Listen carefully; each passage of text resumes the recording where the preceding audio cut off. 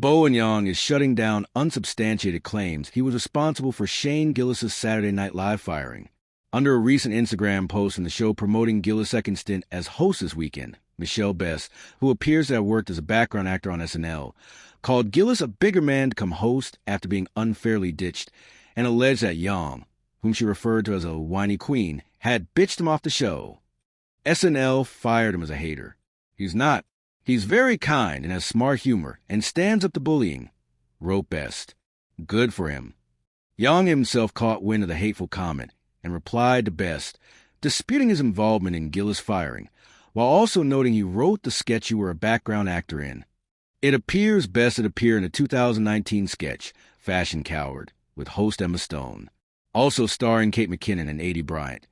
The sketch acts as a faux commercial for a clothing store that sells bland clothing for women.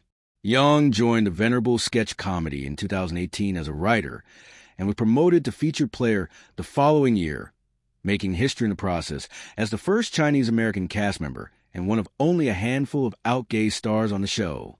Gillis, along with Chloe Fineman, was among the roster of newly added cast members that same season, but was dropped after he came under fire for resurfaced racist and homophobic jokes.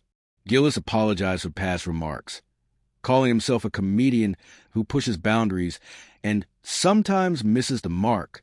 He would later return host a February 2024 episode and has since been tapped for a second stint on March 1st.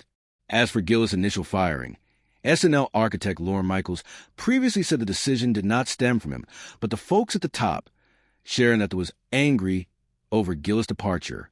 That was very strong from the people in charge. And obviously I was not on that side, but I understood it.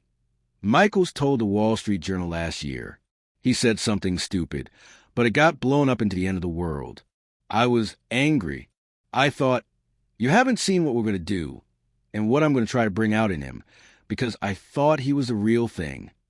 The Wicked star, who previously shared that Gillis called him personally to apologize for the entire ordeal at the time, has spoken frankly about wanting to move past it all.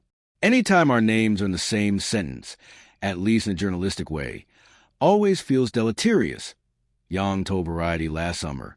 It feels like one person is trying to undo the other.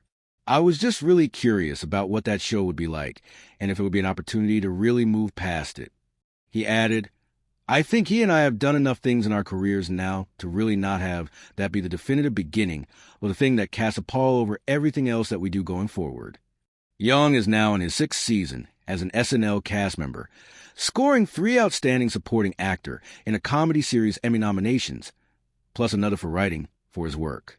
He's become a breakout star on the sketch show thanks to his imaginative Weekend Update characters, like the iceberg that sank the Titanic, Mu Deng, a proud gay Oompa Loompa, and trend forecasters with Aidy Bryant, in addition to impressions of Fran Lebowitz, J.D. Vance, and Charlie XCX.